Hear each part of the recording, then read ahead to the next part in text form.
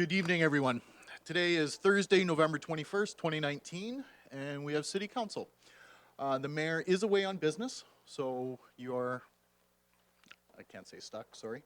You have me tonight. I'm going to apologize right up front. I'm still having a lot of vision issues with my one eye, so if you do see me winking while reading, I'm not trying to hit on anybody in the crowd. I am just trying to read, okay? So, start off. Disclosure or conflict of interest. Seeing none, disclosure of new business. Matters arising from the minutes. And minutes, Councillor Lauder. Moved by myself, second by Councillor Schadenberg, that the minutes of the regular meeting of the Woodstock City Council held on November the 7th, 2019 be adopted. All those in favor? Carried. Okay, and additions to the agenda. Councillor Lauder. Moved by myself and second by Councillor Schadenberg that the following items be added to the agenda. Delegation 7D, Sheena Pool, Zonta Club of Woodstock, request to lower flags to half-mast on December the 6th, 2019 as part of the Zonta Says No campaign.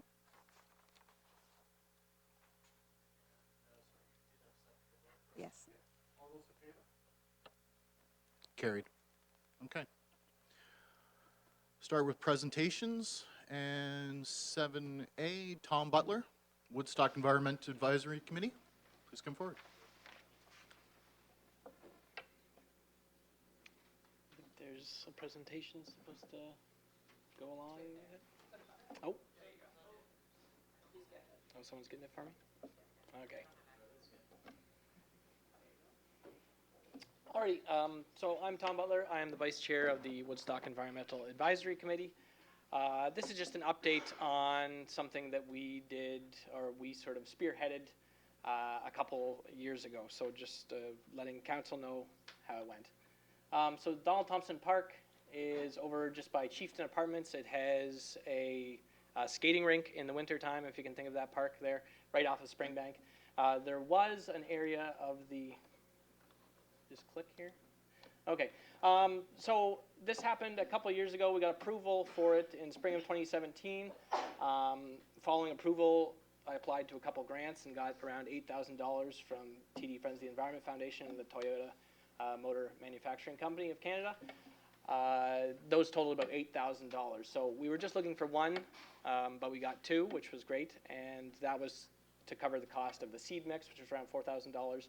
And we sort of expanded the scope of the work after that to include some other infrastructure on site. So the Parks Department prepped the site in the fall of 2017 by tilling the area. This was an underutilized field that you will see in a second. The native seed mix that we got from a company down in Lambton, we planted in spring of 2018. We did a community planting event where we had members of the community come out, lots of children, and we planted these little plugs, just little plants that we also ordered, and we had some interpretive signage installed in summer of 2018 as well by Bennett Signs of Woodstock. So this was the site before. Chieftain Apartments would be off this way. This is Blackfoot Drive over here. So this was for whatever reason, this area had been mowed for who knows how many years. So knowing the city of Woodstock, we thought, well, what's the point of that, wasting resources, and we could turn it into something beneficial. So we applied, and this is the area that we are speaking of, this field right here.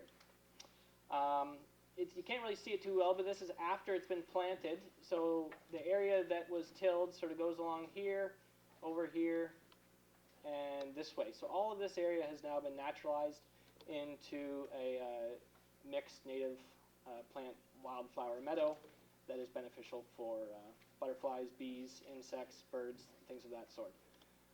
So this was the site before, looking south, so you can see these are houses from Blackfoot Drive that back onto the property. We did leave quite a bit of a buffer there just to make sure that there wasn't encroachment from the naturalization onto their property, and a buffer around the whole outside of the property for walking, so that you can walk around the outside of it. And this is after, so as you can see, is there a back previous? So as you can see, before just mowed I think once a week by Parks Department throughout the summer.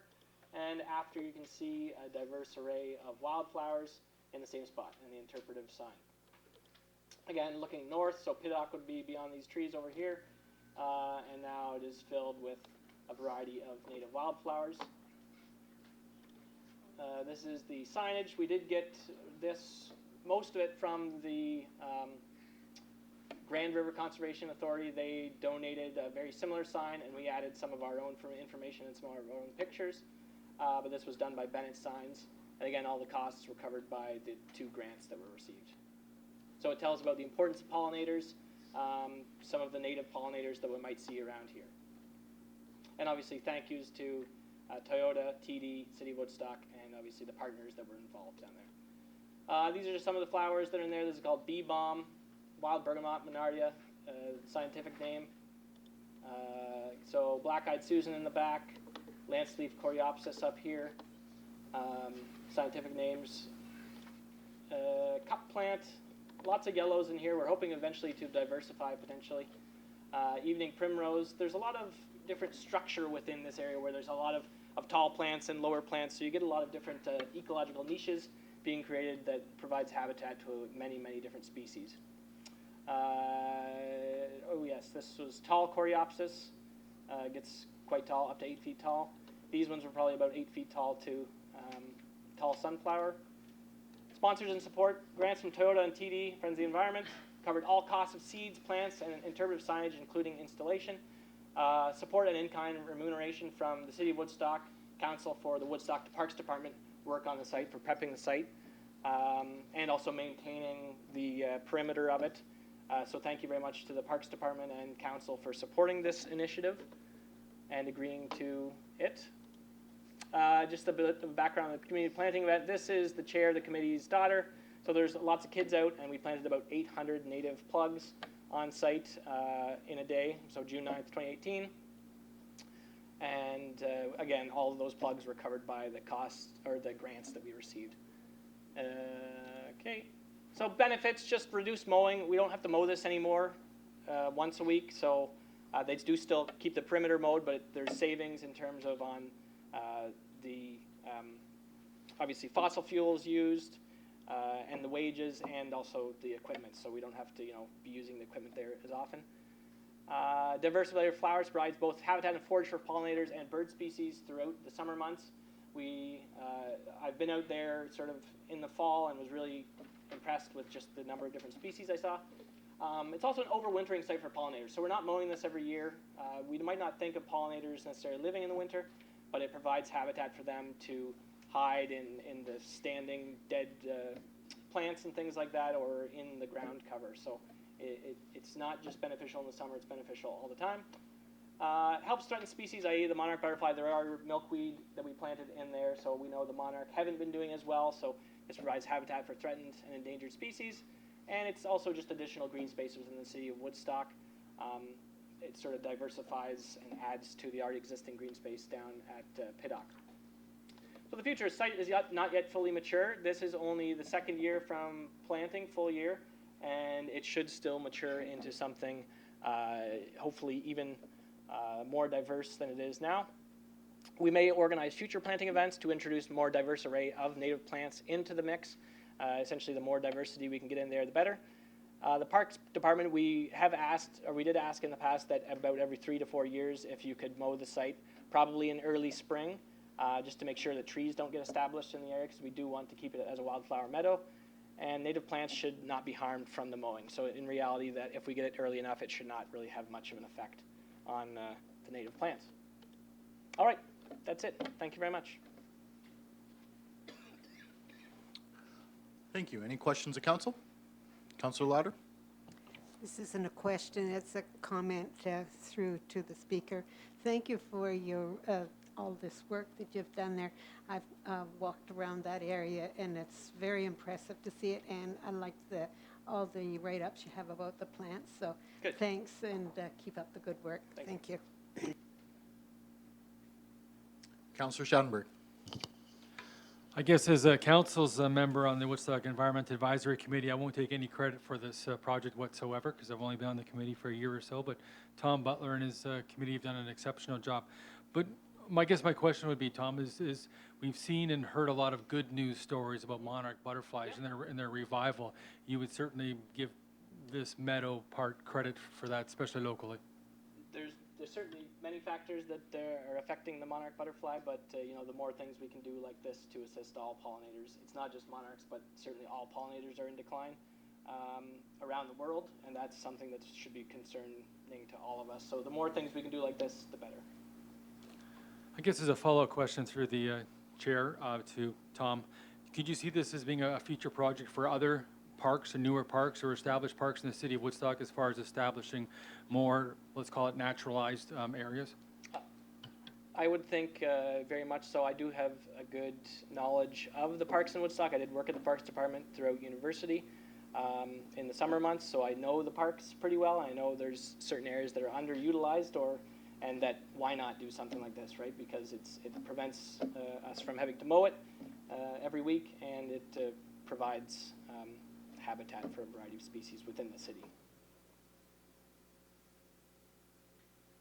Any other questions, comments?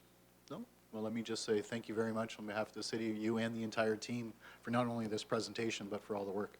Okay. So, thank you. Thank you. And next up, I'll ask, you don't look like Melissa Holden.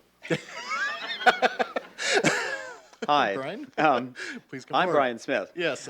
Chair of the Oxford Coalition for Social Justice, substituting in for Melissa Holden tonight. And I thank you for the opportunity to confuse you, and secondly, to present to you tonight. So the Oxford Coalition for Social Justice has a commitment to preserving and improving health care. We're partners with the Ontario Health Coalition, whose more than 500,000 members all over Ontario advocate for public, universal, accessible, and free health care based on the principles that underlie our system in Canada. No surprise, compassion and equity. We ask that you join us in asking the province for stable, enhanced funding for health care. With continuing and planned provincial cuts and closures of public health care services, the province is offloading more costs of health care services onto every municipality in Ontario, including Woodstock. Yet we know that capacity is already short of population need. I'm sure that each one of you can name one or more people waiting long and often painful months for eye or joint surgery, hips or knees. The cuts and closures will take away from the frontline care and will put the quality of health care at risk, but will actually lead to some new costs. Large-scale restructuring in Ontario by Mike Harris several years ago cost $3.9 billion in new costs from mergers to save $800 million. I don't get that math, but anyways.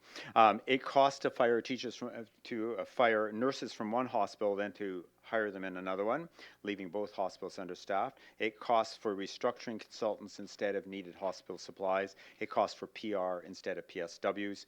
Under subsequent governments, funding for healthcare has continued to fall below real costs and below public needs.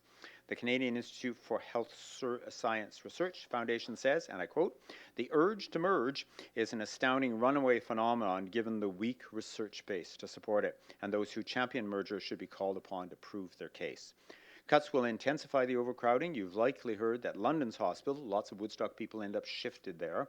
They have been above 100% capacity more than once, so hallway medicine remains a fact in our area and across the province, as well as parking lot medicine. Ambulances line up in parking lots unable to unload patients into emergency rooms because inside there's nobody to provide care. Across the province, municipalities have passed a motion, much like the one I've offered you this evening, that calls upon the Ontario government to halt the closures and mergers and halt the cuts to healthcare services that our communities have spent almost a century building, funding them by generous local donations. Just recently, the birthing center at Woodstock Hospital did a radio telethon to ensure safe arrival of babies. The community has invested in healthcare. The province needs to. Public health units provide the most viable and vital health promotion and disease prevention in our healthcare system. There's no evidence that cutting them helps patient care. Cutting public health units jeopardizes local services, including food and water safety, infectious disease prevention, immunizations, prenatal training, student breakfast and lunch programs, overdose prevention, safe needle disposal and biohazard programs, and more. There's deep consensus that public health units must be protected. Ambulance and paramedical services. The province is planning to close 49 of the 59 local paramedic units and 12 of the 22 local dispatch centres. The Ontario Paramedics Association says that centralization will mean longer travel distances and so dangerously longer travel times and wait times for patients. Hospitals in rural communities such as Woodstock will be especially hard hit as dispatch centres and the management of our ambulance services move farther away. Dispatchers tell us that they receive calls from children when a parent or grandparent needs help, describing their house as saying things, "I'm in the house just past Knox Church." In healthcare, time is life. In long-term care, as of 2020, the provincial government will be cancelling 2 special funds for long-term care, the High Wage Transition Fund and the Structural Compliance Fund, a $34 million cut in today's dollars, which impacts people in Woodstock significantly. The Ontario Health Coalition recently pulled together data on Ontario's long-term care residents. They found, as you probably already know, that resident-on-resident homicide rates in Ontario's long-term care homes is higher than in any Canadian city, despite the news headlines. That we have the fewest hospital beds per population left in any province. That we also have the second fewest number of long-term care beds per population when many of those people should actually be in hospital beds. And that wait lists for long-term care are too long. Long-term health cares cannot safely sustain real dollar cuts. Local public hospitals, funding for the Woodstock General Hospital's operating budget is set at less than the rate of inflation, at less than the rate of population growth and aging. This means real dollar cuts to operational funding. Service levels will not keep up with population needs in that situation. And despite a one-term grant lately, Ontario funds Woodstock hospitals at the lowest rate of any province in Canada. Ontario has the fewest nurses per average patient. Ontario has the highest readmission rates of people who become sick, have been exited from a hospital sick and come back sicker. Ontario has the highest rates of overcrowding. Let me tell you some other time about a recent experience in the emergency ward. Cuts mean worse healthcare outcomes. Worse healthcare outcomes mean longer pain, but shorter lives. Longer wait times for surgery mean less quality of life. The provincial government is hearing from people across Ontario about these cuts and closures. They've already rolled back a portion of the public health cuts. They have twice delayed the elimination of the 2 special funds I referred to about long-term care. They have promised to consult on restructuring. These are steps in the right direction, but they don't resolve the problem. They only delay the cuts. In addition to these oral notes, I provided you a sample municipal resolution. There's a sample. And research from the Ontario Health Coalition, which was attached to our submission, where researchers have collected data and stories from Woodstock, among other places.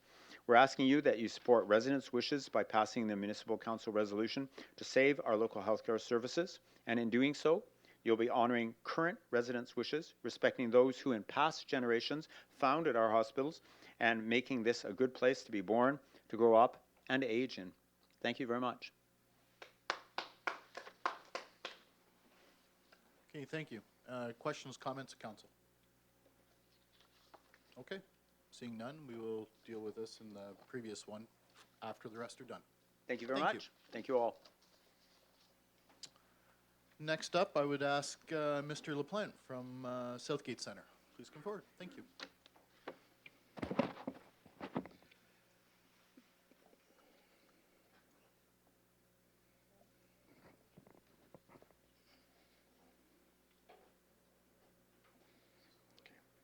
Good evening, Acting Mayor Accioni, City Councilors, ladies and gentlemen.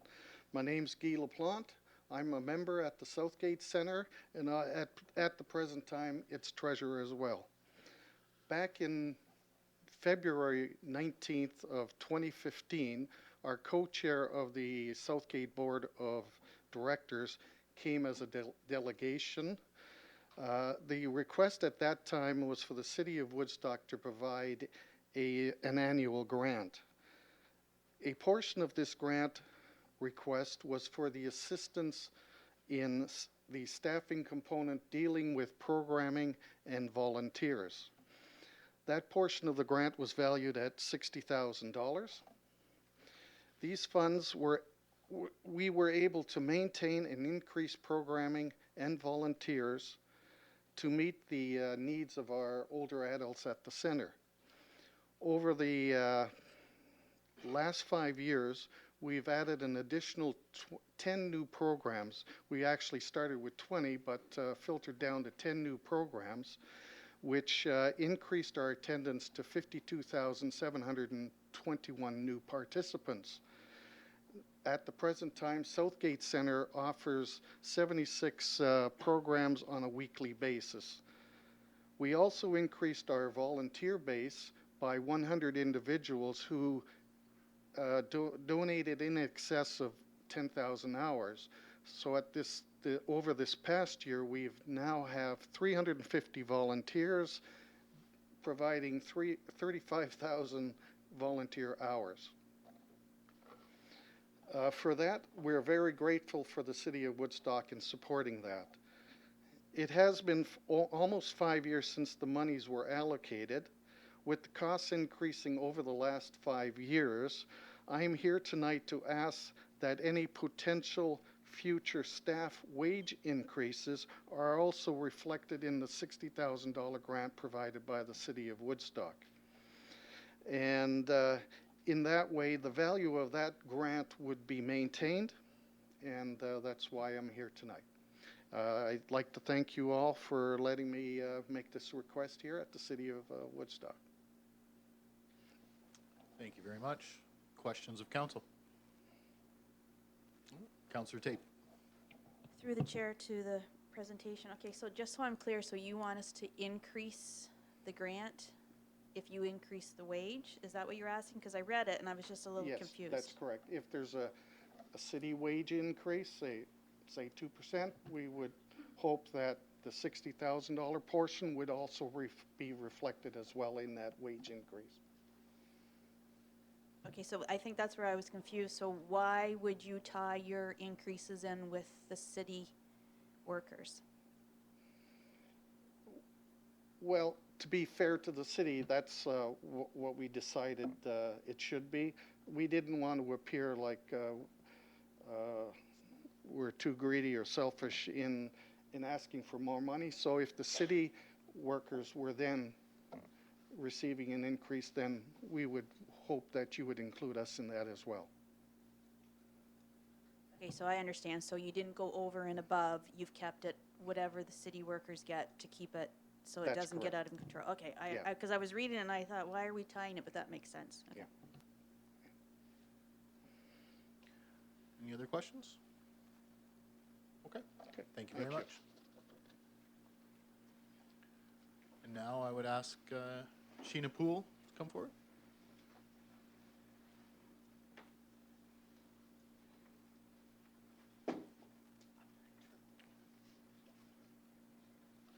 Welcome. Good evening, Acting Mayor Accioni, City Councilors. My name is Sheena Poole, and I'm a member of the Zonta Club of Woodstock and Zonta International. We are an organization of professionals empowering women through service and advocacy. With me this evening is Giselle Lufla, and she is from the Children's Aid Society, and she is the Director of Services. She is also chair of the Domestic Assault Review Team, Oxford, commonly known as DART, and DART agencies are the first responders to acts of violence in our county. Together, we are asking for your consideration in lowering the flags in Woodstock to half-mast on Friday, December 6th, in observation of the national remembrance of the Montreal Massacre, to acknowledge its 30th anniversary, and to commemorate the 14 women killed that day.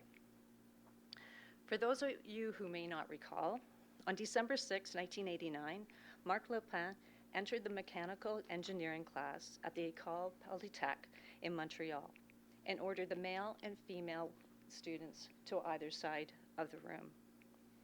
He then instructed the men to leave. He then addressed the women, stating he was fighting feminism.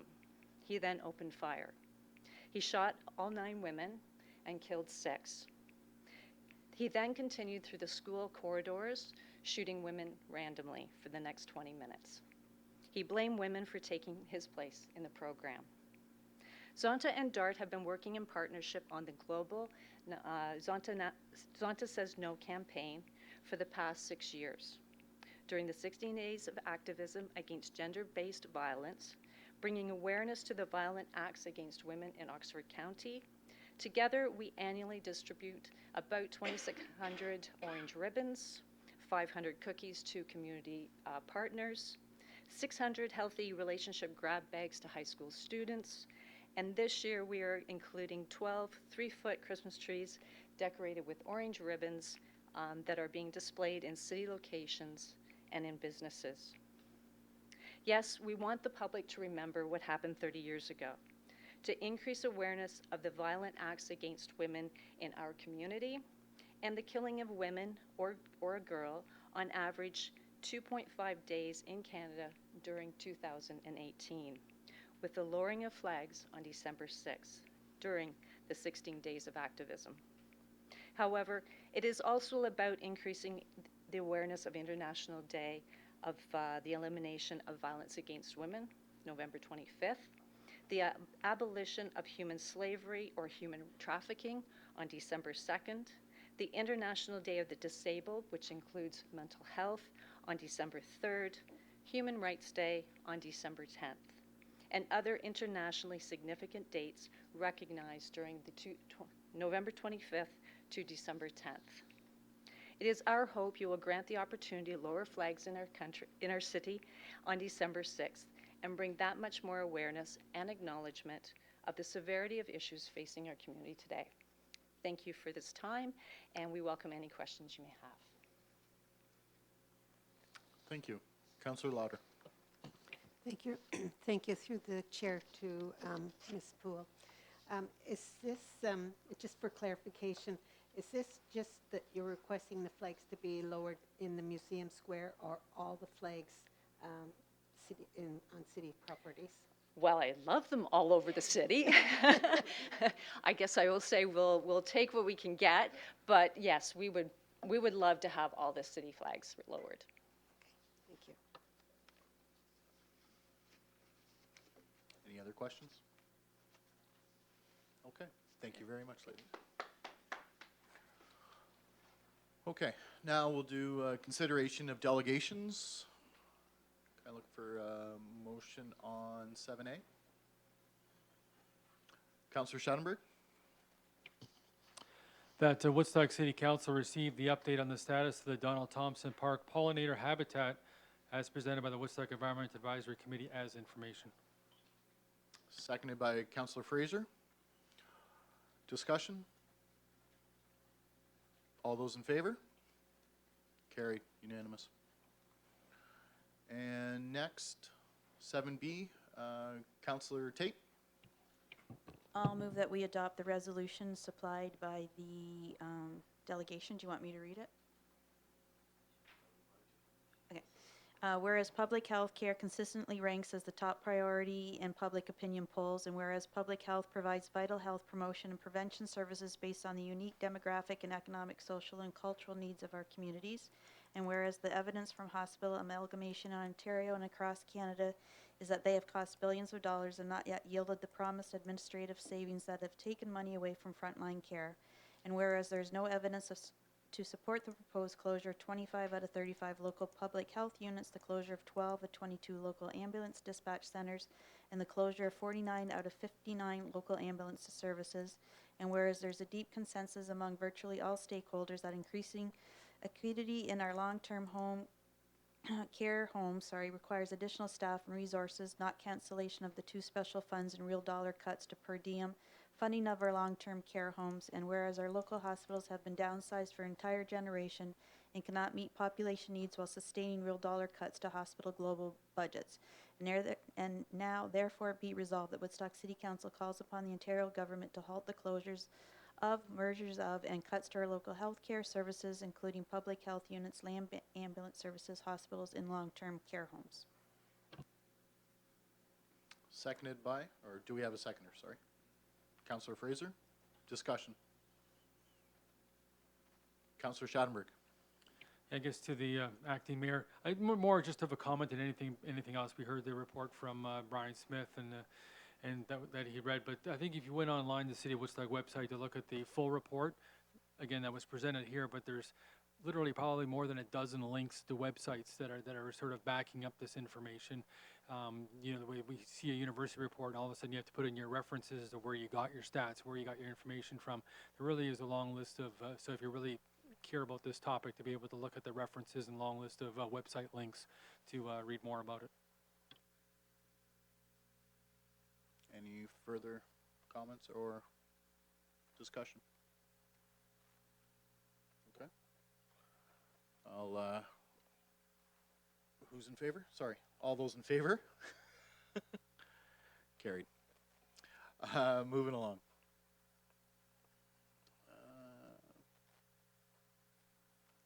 Looking for motion. Councillor Fraser, 7C. That Woodstock City Council refer the request from Southgate Center to provide an annual salary increase for the program volunteer coordinator staff position to the revenue fund budget deliberations. Seconded by Councillor Tate. Discussion? Okay. Seeing none, all those in favor? Carried. And 7D. For a motion, Councillor Tate. I'll move that Woodstock City Council approves the lowering of city flags to half-mast on December 6th to support the Zonta Say No's campaign in recognition of the 30th anniversary of the National Day of Remembrance and Action on Violence Against Women in Canada. Seconded by Councillor Louder. Discussion? Councillor Fraser? I'm blind, remember. Make sure I see it. That's why it's way behind. Your Worship, a question through to, I guess, one of these fine gentlemen over here. How many flags do we have in total in the city? Besides the monster flag, which I don't think is flying these days anyway. Okay. I can try to address that one. Acting Mayor Accioni through to Councillor Fraser. I have listed in my minutes that it would be circulated to clerks, so myself, which would include here at City Hall as well as Museum Square, Parks and Recreation for locations such as the complex, the engineering department, which would actually be James Street, although I know Mr. DeHaan's staff is not currently all there, as well as the fire department.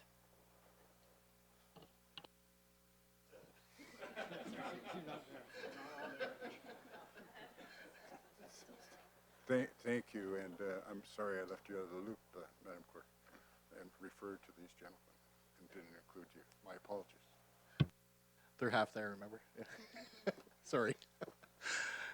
Any further questions or discussion? Yes.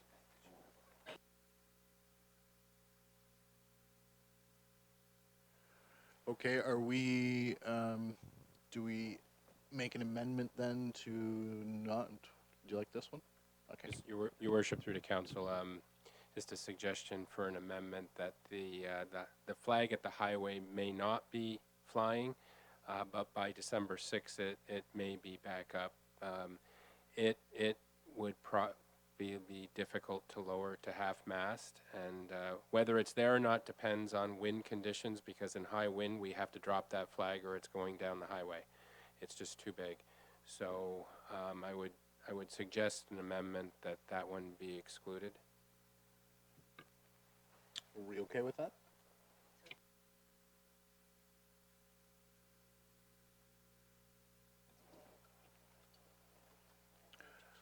Deb, you're okay?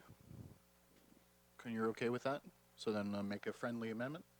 Okay, all those in favor? Carried, unanimous. Okay, thank you. All right, now we'll move along. Thanks, everybody. Consideration of planning reports, and we have Ms. Hatchler up for 8A, application for consent and easement.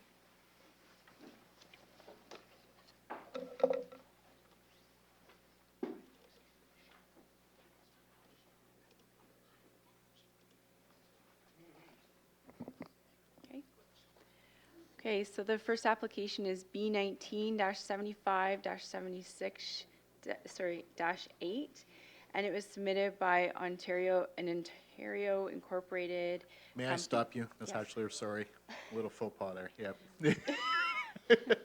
Can I have a motion? Councillor Tate?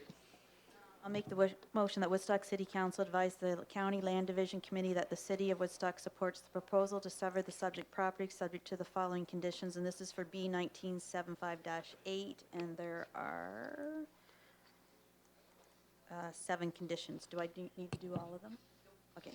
Okay, so the 1 through 7. B19-76-8, conditions 1 through 3.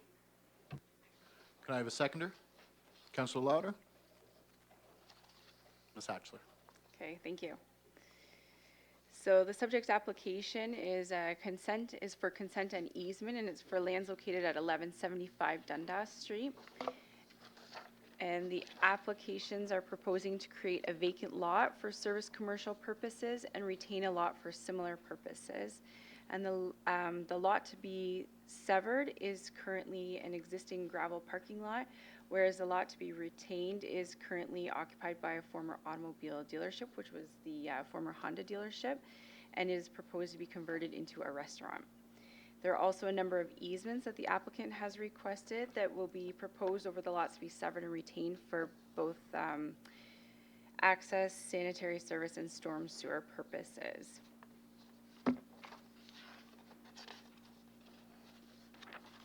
The application was circulated to a number of agencies, and we received comments back from the agencies. We have a number of conditions that have been included, conditional upon the approval, which the conditions are fairly standard conditions, so we'll just, I won't go through them individually, but if council has questions, they're welcome to ask me. In light of our review, we would recommend that the application be given favorable consideration. We feel that it's an efficient use of existing infrastructure, and it's a great use, or it's great to repurpose an existing building. Additionally, it's in keeping with the official plan designation, which is service commercial. The proposed use is, like I had indicated earlier, is a restaurant, and the lands to the north, which are the severed lands, there has not been a use that has been indicated to staff yet at this point in time, but it will probably be a similar use for service commercial purposes. Both the lots are in keeping with the C4 zoning, and as I indicated, the conditions are included, subject to approval.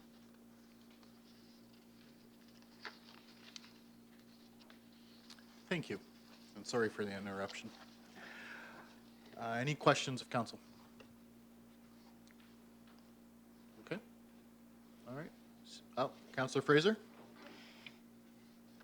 Thank you, Your Worship, through to Andrea.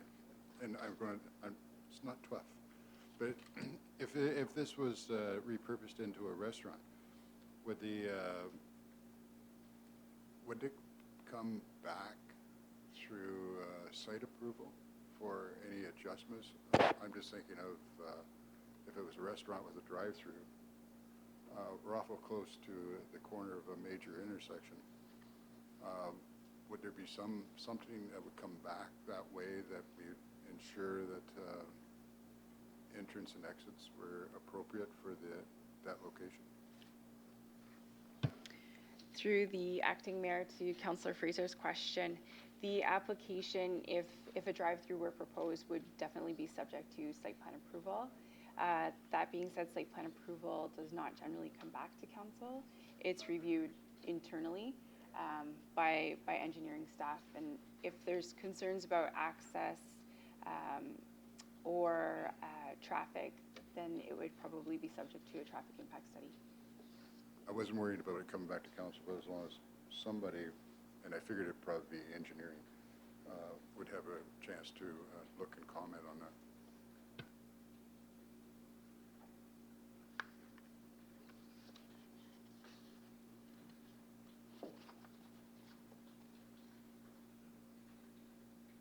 Any further questions, Ms. Hatch? Oh, sorry. Go ahead. Sorry, I'm just going to add to that. I should mention too, the one condition that is listed from the city engineering department was that there would be a 1-foot reserve taken along Lansdowne, so that access could not be taken from Lansdowne. Okay. All those in favor? Carried. Unanimous. And next is, let me get down here, I have a motion for 8B. What's that? Yeah. Councillor Lauder. It's going to take a while. I'll move that Woodstock City Council support the application to amend the Oxford County Official Plan File Number OP 19-15-8 submitted by Urban Cliff Developments, Inc. for lands legally described as part lots 3 and 23 and lots 4 to 7, Plan 573 in the city of Woodstock to redesignate a portion of the subject property lot to be severed by B 1962-8 from general industrial to service commercial to permit service commercial uses on the subject land, and further that the Woodstock City Council approve in principle the zone change application file number ZN 8-19-23 submitted by Urban Cliff Developments, Inc. for lands legally described as part lots 3 and 23 and lots 4 to 7, plans 573 in the city of Woodstock to rezone the lot to be severed by B 19-62-8 from restricted industrial zone M2 to highway commercial zone HC to facilitate the related OPA, and the lot to be retained from restricted industrial zone M2 to special restricted industrial zone M2-SP to permit a pharmaceutical and drug product industry, cannabis processing facility within the existing building on the property. And further, that any comments received from the public were reviewed and considered before the decision was made in relation to this planning matter. And further, that Woodstock City Council advised the Land Division Committee that the City of Woodstock supports the proposal to sever the property subject to the following conditions. B 19-62-8. Just a minute here. 1 through 11, and B 19-63-8, 1 through 11, and B 19-64-8, 1 through 5.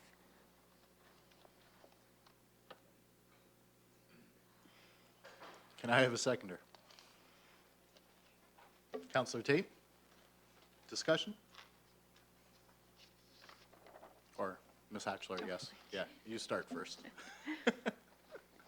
Okay, so the subject application, as Councillor Lauder pointed out, is for an official plan amendment, a zone change, and 3 severances, as well as a number of easements. It actually seems more complicated than it is. So basically, I'll just do and I should say too, it's located at 1200 Dundas Street, which is the former Firestone property. And so basically what the applicant is proposing to do, and I picked this plate because I thought that it was the easiest to understand. So they're going to retain the Firestone building. They're applying for a zone change on that property, and it would go from M2 to an M2- special. And that would allow the M2 uses in addition to a cannabis production facility. And then the lands adjacent to Dundas Street would be severed, and there would be an official plan amendment and zone change to redesignate those lands from traditional industrial to service commercial, and then also a zone change to rezone the lands from M2 to C4, which would allow for highway commercial type uses on this property. And then the land south of the Firestone building will continue to be used for industrial purposes. And the lands north of that portion, which is B 19-64-8, those lands are being severed and they are being added to the lands directly east of that. So, and then with respect to the easements that are being requested, there's a request for a railway spur easement, sanitary easement, water and gas service easement, and then a water service easement.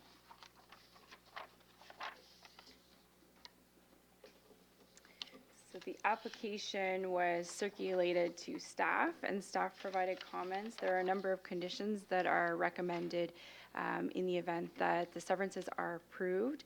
They're generally, again, fairly standard conditions. However, I'll point you to a couple of the noteworthy comments. There is, with respect to the B19-62-8, which is just, sorry, I should just have said the lands that are going to be rezoned C4. The engineering department has indicated that a traffic impact study will be required at the time of site plan. And it's also expected that the proposed westerly access from Dundas Street will be a right-in, right-out, and an eastbound right turn lane into Lot C may be required at the owner's expense. It was also noted that the lands that the largest parcel is subject to Upper Thames River Conservation Authority approval, which will also be addressed at the time of site plan. And then with respect to the actual Firestone building, former Firestone building, the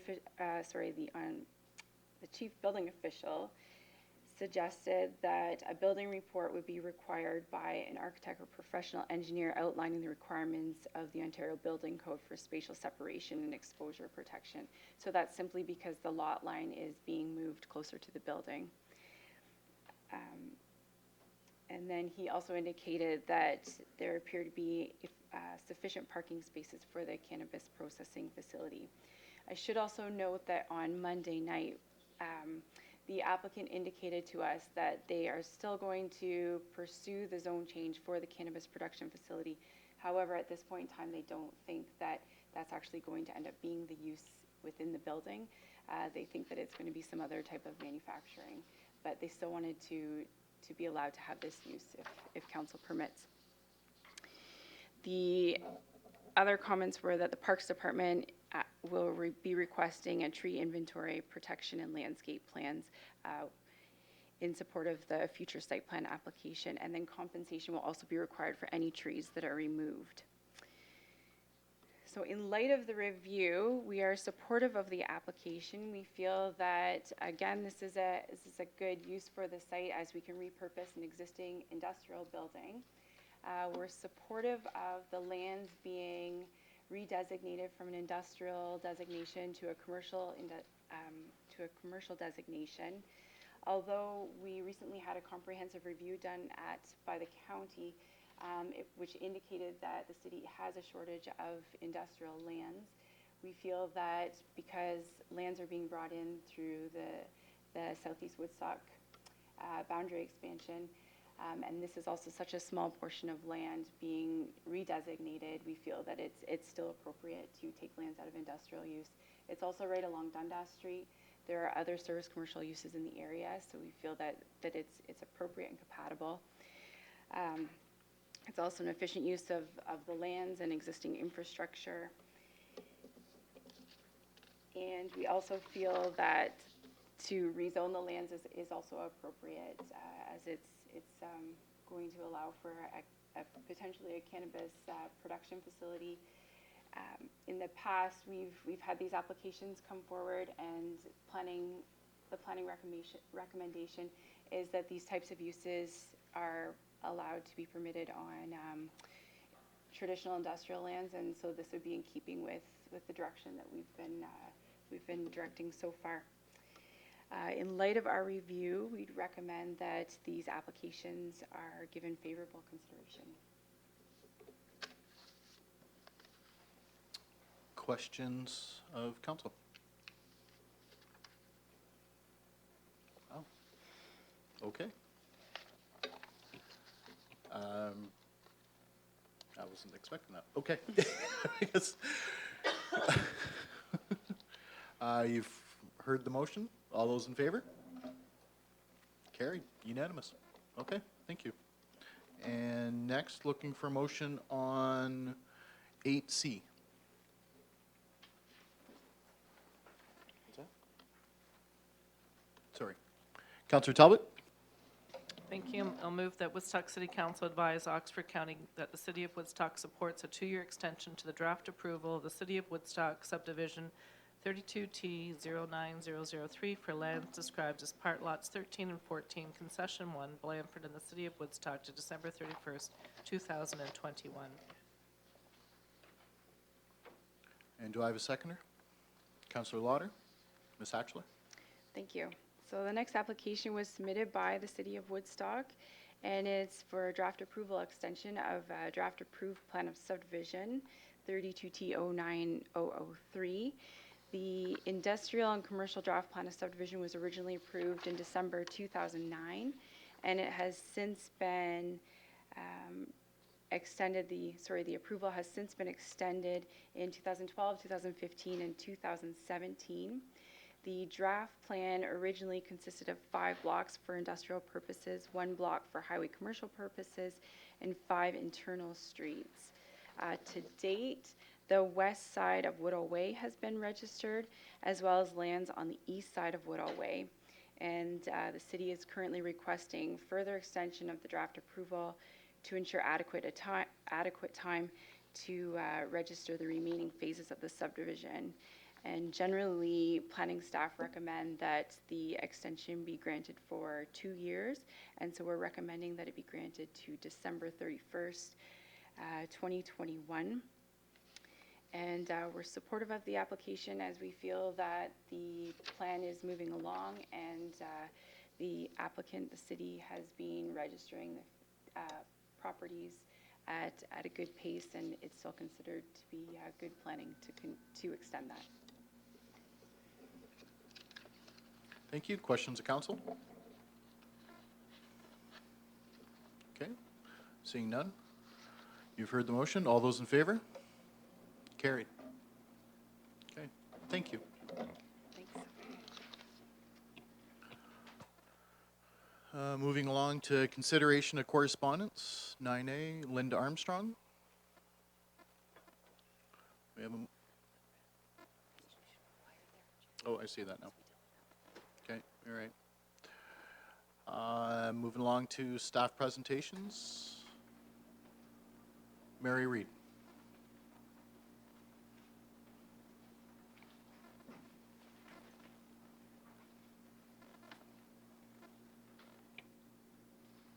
Whoever opened that up, thank you very much. Wasn't you, Amy? Oh, good. Good evening, His Worship, Acting Mayor Accioni, City Council, and members of audience. My name is Mary Reid. I'm the Director Curator of the Woodstock Art Gallery, and I'm here on the request of the Art Gallery's Advisory Board. I'm here this evening to talk about Bruce Flowers and the establishment of an investment fund for the Woodstock Art Gallery. Artist and educator Bruce Flowers passed away in September of 2018. He was a member of the Sculpture Society of Canada, and he taught visual arts for over 30 years. Huron Park Secondary, here in Woodstock, was his first permanent position, and his hometown is Woodstock, Ontario. He actually retired from Saunders Secondary School in London, where he had been an active member of the gay community in London, Ontario since the early 90s. And he certainly considered his efforts as a gay role model the most important contribution to education. His passions, though, were sculpture and heritage architecture. Bruce was an ardent supporter of the Woodstock Art Gallery, had exhibited his work at the gallery on a number of occasions, and is represented in the gallery's permanent collection. His mother, Margaret, was also a longtime member of the Friends of the Woodstock Art Gallery, and in honor of his mother's memory, and in concert with the gallery's curator's input, Bruce would regularly purchase works for the gallery's permanent collection. Many artists in Woodstock credit Bruce Flowers for instilling in them the passion and confidence to pursue a career in the visual arts. The last time I actually saw Bruce, he was on his way out of the gallery, and there was a young man who came in, who probably was in his mid to late 30s, who was coming in on a sales call. And it just happened that Mr. Flowers was his high school art teacher.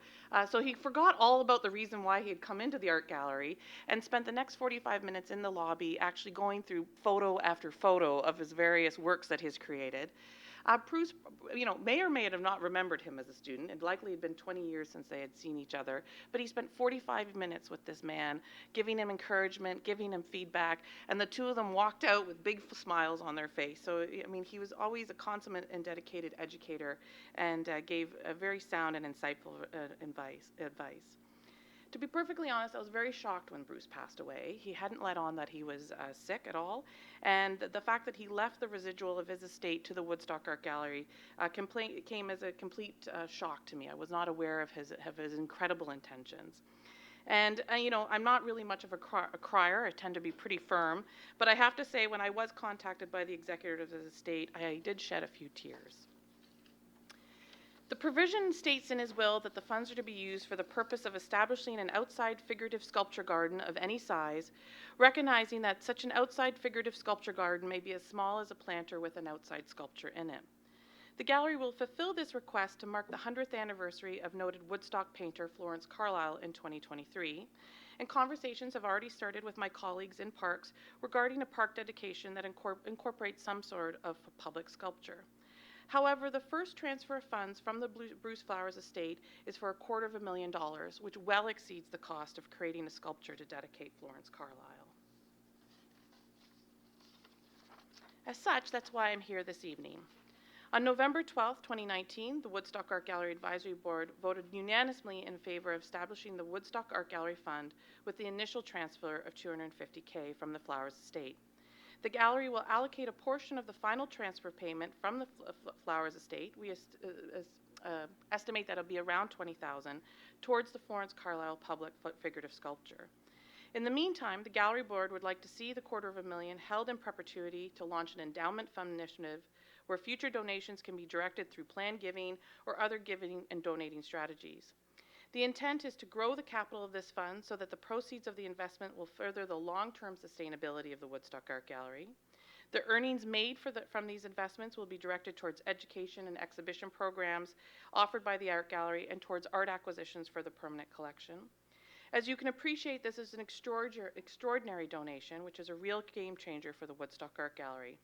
It is the advisory board's recommendation that the establishment of this fund will fully maximize the impact and potential provided by this significant gift. And finally, I want to acknowledge Bruce Flowers for his extraordinary generosity and support of the gallery.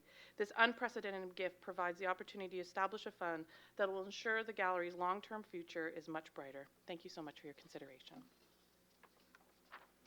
Thank you, Ms. Reed. Any questions directed at Ms. Reed at this time? Okay, seeing none, no resolutions required. Item will be dealt with under special committee and advisory task force reports. Thank you. 14A, thank you. Okay, moving along. No mayor's reports, no councilor reports that I'm familiar with. Department reports. A, administrative services. A1, can I have a motion? Councilor Lauder? I'll move that Woodstock City Council directs the treasurer to cancel, reduce, or refund the taxes levied in 2019 as detailed in the report.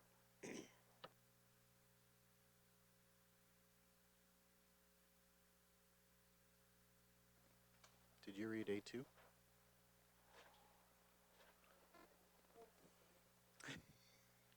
Can we do that out of order, or what do we do in this case? We'll do that. Okay, let's forget everything. Let's start over. A1? Please, Ms. I'll Lauder. move that Woodstock City Council directs the treasurer to apportion the unpaid tax for 2019 as detailed in the report. Sorry about that. Oh, no problem. Seconded by Councilor Talbot. Discussion? All right. Seeing none, all those in favor? Carried. And now A2, if you'd like. Councilor Lauder. I'll move that Woodstock City Council directs the treasurer to cancel, reduce, or refund the taxes levied in 2019 as detailed in the report. Seconded by Councilor Talbot. Discussion? Okay. Seeing none, all those in favor? Carried. And A3, Councilor Talbot. I'll move that Woodstock City Council receive the statement of revenue and expenditures for the period ending October 31st, 2019 as information. Seconded by Councilor Schattenberg. Discussion? Councilor Talbot. Acting Mayor through to Mrs. Hilderly. Having gone through the statements and everything, I thought they looked pretty good. What's your take on it? Are you pleased with what's been coming in and what's been going out? Your Worship, through to Councillor Talbot, yes, we have no concern about the status of the statements. I would like to advise Council, though, that they are not as up to date as you would typically see at the end of October. There's some revenues and a number of that haven't been posted in a number of entries, but we certainly have no concerns about the statements. Any further questions? Okay, seeing none. All those in favor? Carried, unanimous. A4. Councillor Fraser. That Woodstock Council approves the sole sourcing the upgrade to the City of Woodstock's telephone system from Bell Canada at a cost of $85,000, and that the additional $21,000 be financed from the reserve for capital projects, and that council pre-approves $20,000 to purchase a new server to support the telephone system to be financed from the computer replacement reserve, and that the applicable capital budgets be amended accordingly.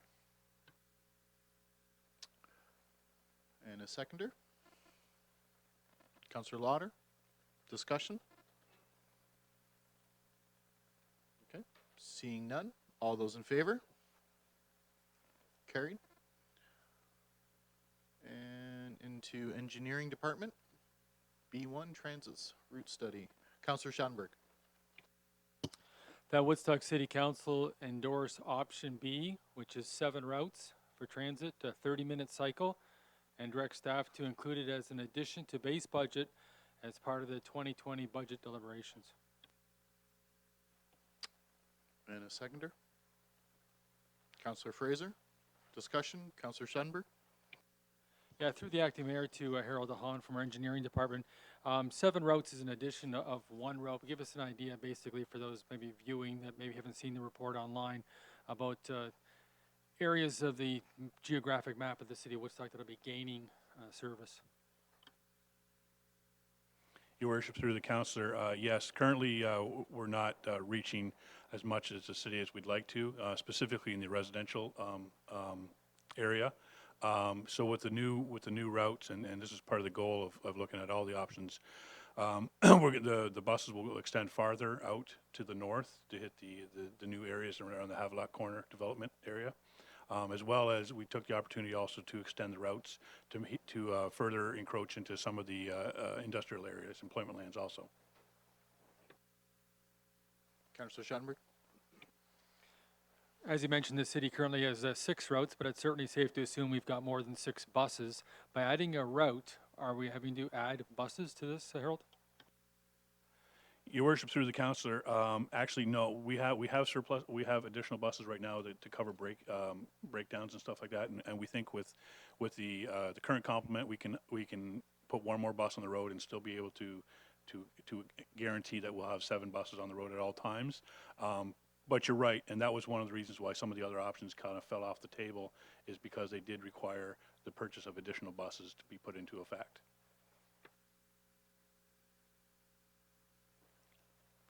Any further questions or comments? Okay, seeing none. All those in favor? Carried, unanimous.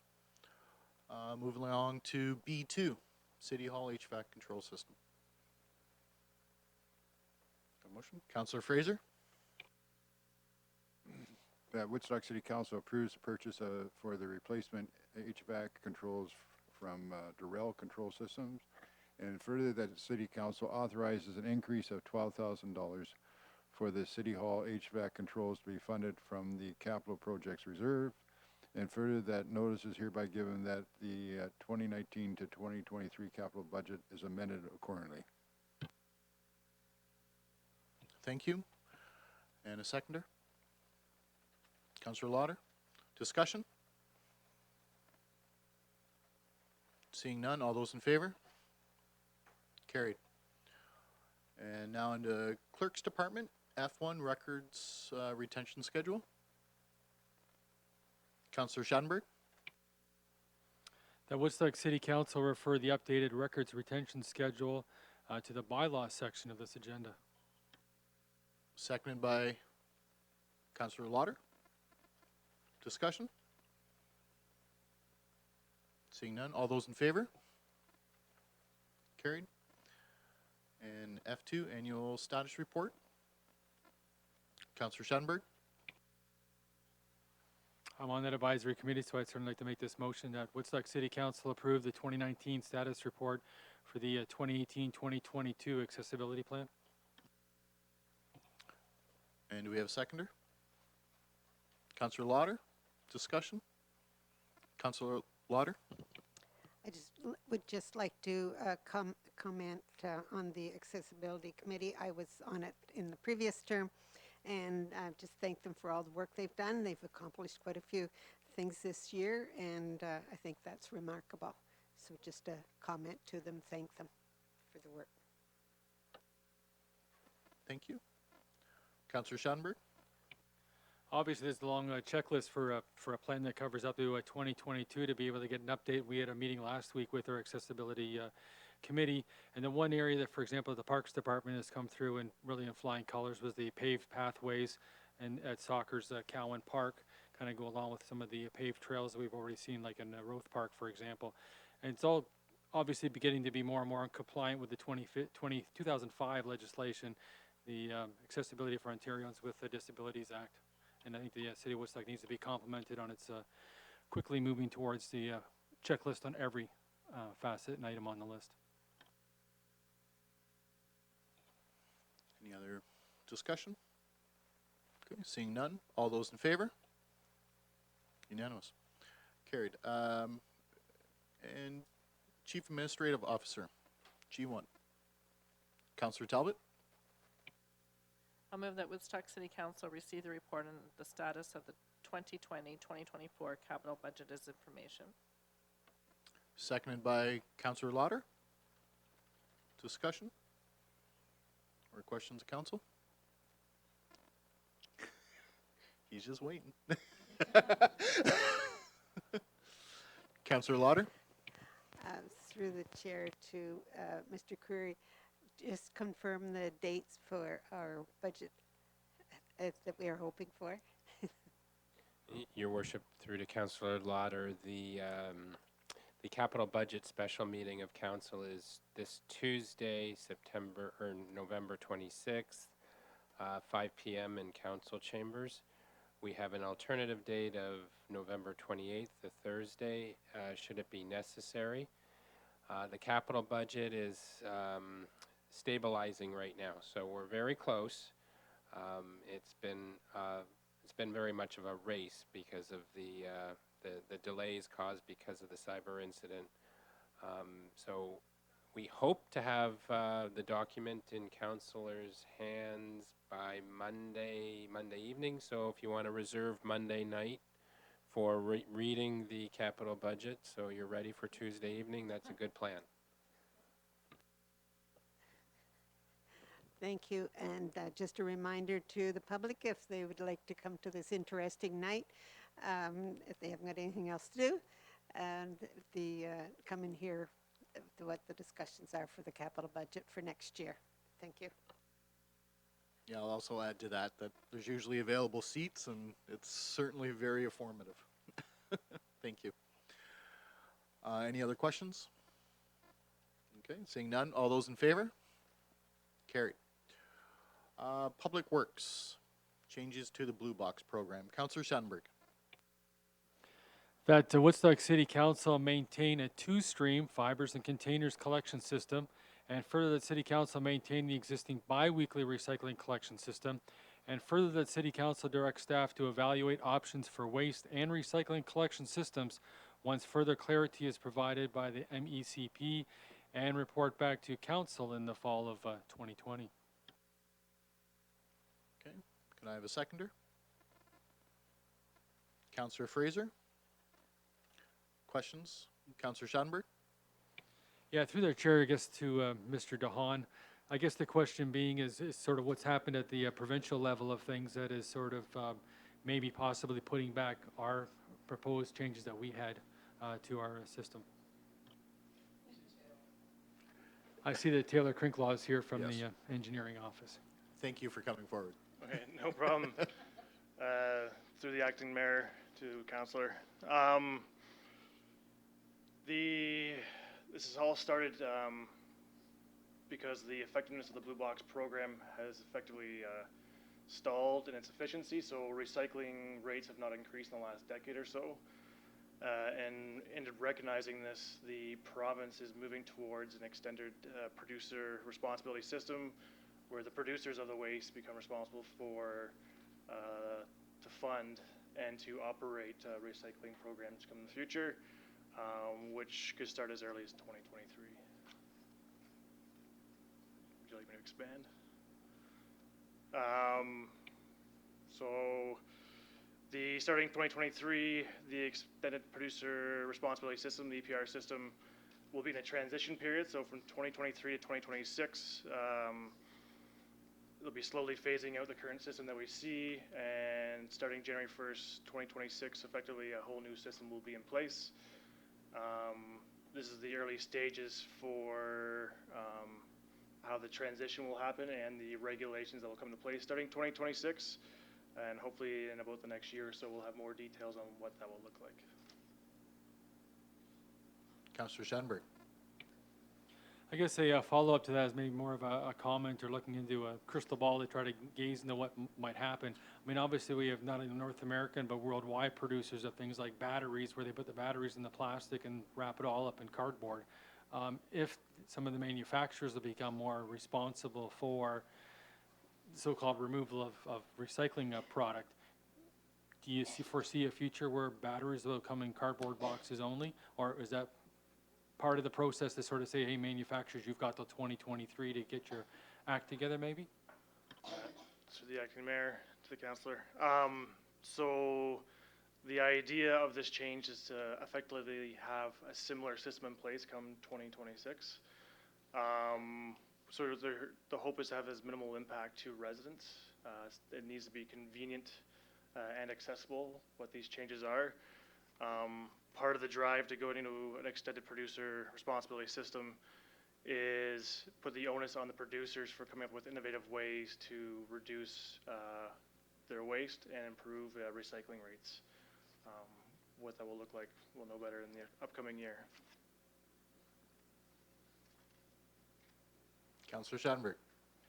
I guess a third question. One thing that was noted in the report, of course, is that Woodstock had bought a new recycling truck to sort of get ready for this new system, which would be basically a 6-day revolving schedule for both garbage and recycling. They have a sort of a double truck, if you want to call it that. Maybe you can explain more on that. That vehicle will certainly still have a good use in the city of Woodstock, but I think there might be some people who will be discouraged by the fact that they'll have to hold on to the recycling as it's been for a 2-week time period.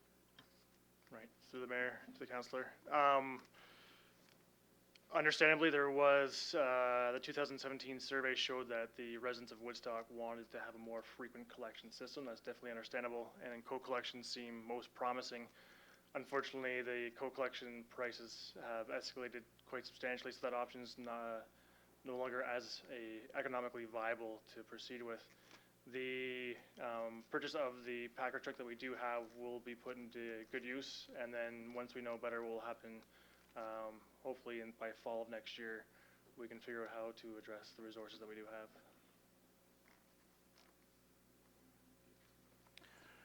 Councillor Talbot. Chair through to Taylor, sorry. Are we going to be doing, when it comes to the recycling portion of our pickup, the fibers and containers, are we going to be doing any types of advertising to get the word out? Like, a lot of the problems with the recycling products is the contamination that is in them as well. People don't clean out containers, or they're, they're dirty, and the stuff isn't as clean as what they want, recyclers, and that was one of the reasons for the drop in consuming the recyclables. Is that not correct? To the mayor, to councillor. Definitely the city has increased costs for recycling when there's additional waste put into the recycling stream. We are aware that there is reasonably high rates of waste entering the recycling stream. The WEAC committee specifically requested that we actually figure out what those waste are comprised of, like what's causing those waste to be entered into the system, what products are those, are they coffee lids, that kind of thing. So That is something that we'll be looking into come January. Just to continue on, I mean, my thing is people don't wash their containers out. So if you have a jar of peanut butter and there's still peanut butter in the jar, that container is contaminated. Is that not correct? To the mayor. So my understanding is the idea, as long as you rinse it, so it doesn't contaminate any of the other products, the paper that's in there. So the WEAC committee has also requested that we discuss with Canadian Fibers to discuss what are the expectations to avoid contamination of recycling, and hopefully that will be in the What's on Woodstock magazine come January. Any further questions? Okay, seeing none. Thank you. Thank you for sticking around all night. You've heard the motion. All those in favor? Carried. And now on to Special Committee Advisory Task Force reports. Woodstock Art Gallery Fund Investment Policy. Motion. Councillor Lauder. I'll move that Woodstock City Council approves the Woodstock Art Gallery Fund Investment Policy. Second by Councillor Talbot. Discussion. Councillor Lauder. A comment that I just, on behalf of the board, we certainly think this is wonderful for the art gallery, and it's just the beginning, I think, of other ones that might want to leave a legacy behind. And want to thank the family of Mr. Flowers for this wonderful donation. Thank you. Thank you. I'll definitely echo that as well. Any further discussion? Okay, seeing none. All those in favor? Carried. No notice of motion, no new business, and draft bylaws. And who has those? Councillor Lauder? I'll move that moved by myself and seconded by Councillor Talbot, that the following bylaws be given first and second reading. 9340-19, a bylaw to repeal and replace bylaw 9280-19, being a bylaw to repeal and replace bylaw 9148-17, which amended Schedule A of bylaw 9047-16 and provided for the classification, retention, and destruction of records of the Corporation of the City of Woodstock. Okay. Any questions? Discussion? Okay, seeing none. All those, what's that? All those in favor? Okay. Carried. Go ahead, Councillor Moved by Lauder. myself and seconded by Councillor Talbot, that the following bylaws be given third and final reading. 9340-19. Thank you. All those in favor? Carried. Okay. And tonight, we will start, since I feel like I ignored this side of the room because of my blind spot, we'll start with Councillor Lauder. Thank you. I just want to remind everyone that the Christmas decoration exchange is at Goff Hall on Saturday, 8:30 to 10. If you have any decorations that you wish to dispose of, you can drop them off at the Goff Hall tomorrow between 5 and 7:30. They were collecting them tonight, and I was down there, and there's lots there. So get out on Saturday if you are looking for extra Christmas decorations. And Festive Friday is downtown Woodstock. Special activities in the museum square. There's a petting zoo in the museum. Santa will be in the museum from 5 to 8. So if you have your letter ready, get down and see Santa between 5 and 8. And I think they're taking pictures also. Thank you. Councillor Talbot? Councillor Lauder already said what I was going to, so I'll pass this evening. Thank you. Councillor Fraser? Councillor Lauder got me too, so I'll just pass again tonight. Thank you. Wow. Councillor Schadenberg? I have a couple, I guess you can call it employment good news items. First of all, New general manager at Heart FM. I'd like to welcome Scott Lund kind of back to the Woodstock area. He just started this past week as the new general manager for Heart FM. He was a regional station manager for Rogers TV previously, so that covered London, St. Thomas, Woodstock, Ingersoll, Tillsonburg, et cetera, et cetera. So that's employment good news. Item number 2 in that category is I noticed this week that Tire Cat Industries, which is located around 1400 Dundas Street, they're doing a lot of moving soil around, and have a planned expansion that they're obviously now well underway as to getting the ground moved to do that at Tire Cat Industries. So that'll bring some new jobs to Woodstock, I'm sure, once that addition is done there. Thanks. Thank you. And I'd just like to say the Christmas parade was a huge success, I got to say. From being in the parade and just looking at how many people were lined up along. It was a cold night, but at least it wasn't wet, so I think that would be the reason for the good turnout. So thank you to all the volunteers, and a special thank you to the Lions Club as they marshal it as well. Of note, Salvation Army is still looking for more people for their kettles. Please encourage you to get in touch with them if you've got an extra hour or two to assist. They are looking for more people. And after the parade, I should also mention, we had the experience of a mess dinner at the Ship down at Southside Park, and that was quite the experience. And for those that were at the meeting, you know, salt will never look like the same thing again. So anyways, looking for motion to adjourn. Councillor Fraser, seconded by Councillor Schattenberg. All those in favor? We are adjourned. Thanks, everybody. Have a great night.